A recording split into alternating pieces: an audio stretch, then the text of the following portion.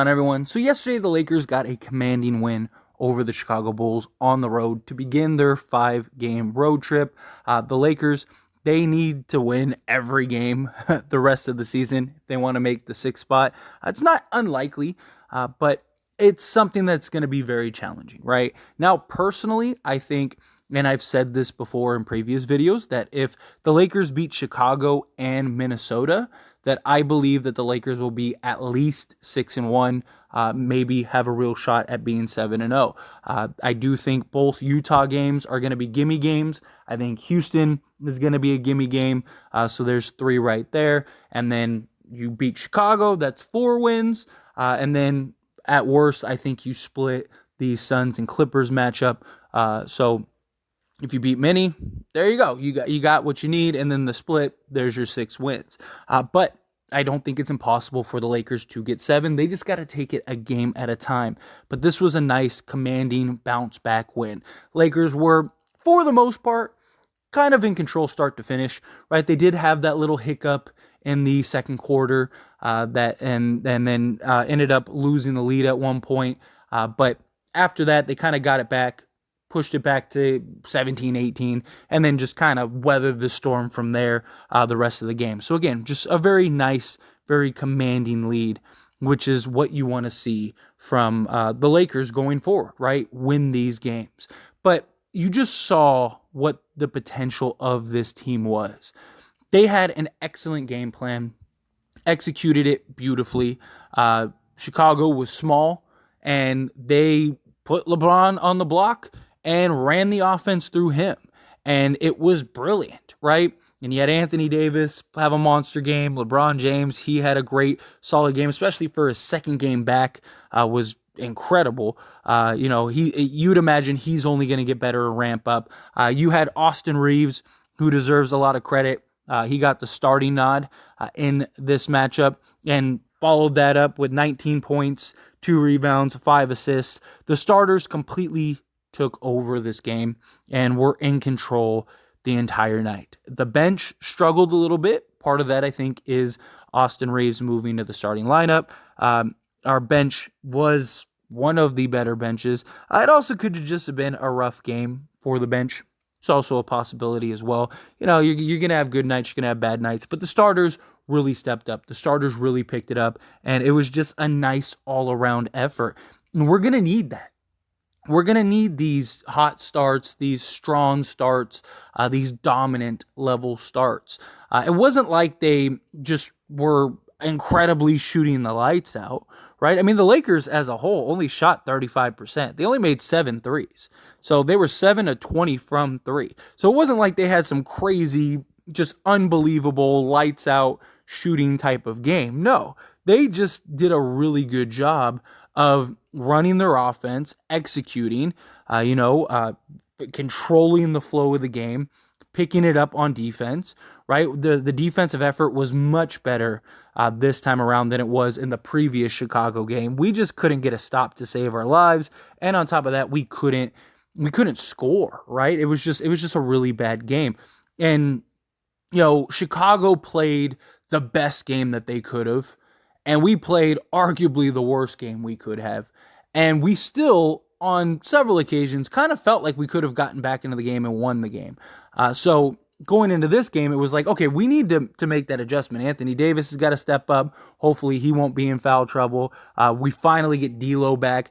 Now we're 4-0 with D'Lo, LeBron, and AD, our big 3. You could say big 4 with Austin Reeves. He deserves some love. He deserves some credit.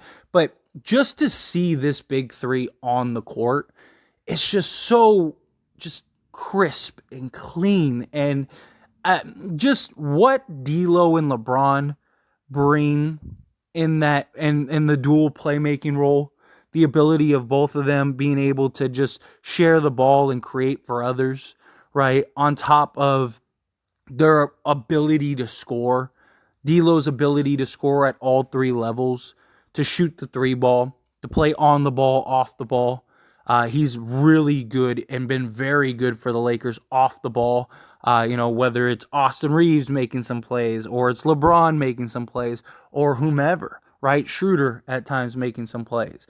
Now, Schroeder isn't the playmaker that Reeves, LeBron, and D'Lo have been, but still, we've seen moments where Schroeder's been able to run the ball, and you have D'Lo off the ball, but to see D'Lo operate and just penetrate and get it up to Anthony Davis for like the lobs, or operating in that pick and roll with LeBron and AD, right? And his ability to stretch the floor and spread the floor and knock down shots, right? He hit some big shots in this game. He hit that big three that kind of just put us, that kind of extended that gap, that really kind of allowed us to kind of run away at the end when Chicago was trying to make kind of their last little push. So these three together, it's just to have a guy in D'Lo who just consistently, night in and night out, can get you anywhere from 15 to 30, right? He's had rough games. I'm not saying he's had nothing but just bangers, right? But for the most part, he's been one of the better consistent guys. And even the bad games, he's still given us like pretty decent stats. And, this guy is a model of consistency when it comes to scoring. He averages 17 a game, and he's done it like every year, but just on better efficiency. And this was a great example, right? 7 of 12 from the field, 2 of 4 from three. Free throws, everyone, that's kind of my only real knock is free throws. Like D'Lo was 1 of 3 from the free throw line. For somebody that is as good of a mid-range shooter as D'Lo is, because D'Lo's crisp on that midi. Like, he really is. His free throw shooting has been rough with the Lakers. Anthony Davis as well. But just D'Lo's ability to be a 3-level scorer and to operate, again, off the ball, on the ball, whatever this team needs, whatever it's asking for, is just so valuable. And then LeBron and his ability to just get to the rim and go get you 30 a night if you need him to, whatever. But he doesn't have to be Superman LeBron, right? Like, he got 25 points and he did it in 31 minutes. And it was like the quietest 25, 7, and 4 I think you've seen, right? And we've seen games, right? I believe it was the Pelicans game, right? Didn't Anthony Davis and LeBron both only have like 12 and 13 points, and we just like blew them out by 20, right? Like, it happens. And it's nice that LeBron doesn't have to play 48 minutes for us to win. Anthony Davis doesn't have to play 48 minutes to win when these guys play together.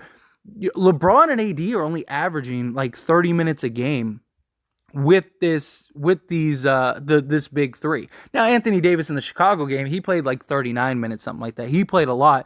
Part of that is now we don't have Mo Bamba, where the previous games we had Mo, so they were able to play Mo Bamba a little more. And then like the Warriors game, winning was a better matchup, right? Because they don't really have 7-footers and stuff. But still, LeBron and him not having to play 30 plus minutes. Anthony Davis, on some nights is not going to have to play, 40 minutes. If you can keep their minutes down and you keep their minutes low, because you have all three of these guys to do that, that is huge, right? And also the games that the bench pick up and the bench step up and play better, you're not going to have to run and rush a LeBron or AD in, right? Like, we had to have that happen in the Chicago game. Right? Like, we were cruising, things were good, we're up 17, all of a sudden you blink and it's a 7-point game, and it's like, oh man, now we got to get AD back in the game, right? So then they got to rush AD back into the game. Like, it's just, that's the difference, right? That's something that hopefully isn't a pattern that we see, and if so, then you got to make some adjustments, whether you're staggering guys, whether you're moving Austin back into the bench unit, whatever you got to do to make sure that doesn't have to be a thing regularly. I don't have a problem with Ham kind of doing the shift change where, like in hockey, where you just have everybody rotate, right? He's done that for numerous occasions this season, for pretty much the entirety of the season. You'll see these large substitutions where he'll bring in 3-4 guys. I don't think that that's the issue. I think it's just Austin Reeves was in the starting lineup. this time, and he's been a huge playmaker and a huge contributor off the bench, right? You kind of getting a feel. Schroeder had a terrible game turning the ball over. Beasley, he was rough. I just think part of it was a bad game. Part of it was like it's not the consistent starting five you got, but in general, just to see these three and just to see this team as a whole, D'Lo and LeBron, you can already see the chemistry. You can already see just their dynamic as a duo on top of LeBron, on top of Anthony Davis. And these two on the court together just make things so much easier for AD because they can't pack AD the way that they usually want to. Because D'Lo is just, he's great at knocking down the three ball, and he's a guy that can knock down 4, 5, 6, 7 threes. We've seen him do it with the Lakers. So you can't leave him open. You get a guy like Vando who, if he starts knocking down threes consistently, now he's usually the one that they leave open, and he made them pay tonight. No, and then when you have like different lineups, like if you have a Beasley or a Reeves or a Troy Brown or whomever, and you have LeBron and D'Lo, those guys are getting great looks, and teams have to go and challenge. It just makes the game so much easier with these two, and it's what I've talked about. It's what I talked about, before D'Lo was scheduled to come back. His impact, D'Lo, what he brings to this team, is just something that the Lakers have been searching for years now with LeBron. Right? It's why they went and got Dennis Schroeder the first time. It's why they went and traded for Russell Westbrook. And now you got a guy in D'Lo who can do all the things that the Lakers were hoping that, a Schroeder or a Russ could do. But D'Lo is the better fit. And on top of that, he can actually shoot. And he can shoot very efficiently and effectively. And he can shoot whether it's the mid-range or the three. It's just, it's such a beautiful thing. But anyway, as always, this is a discussion, so I pass the question on to you. Let me know your thoughts and opinions down in the comments below. What do you think? What do you think of the Lakers? What do you think of our big three? However you feel, whatever your thoughts are, I'd love to hear it. Let me know down in the comments below.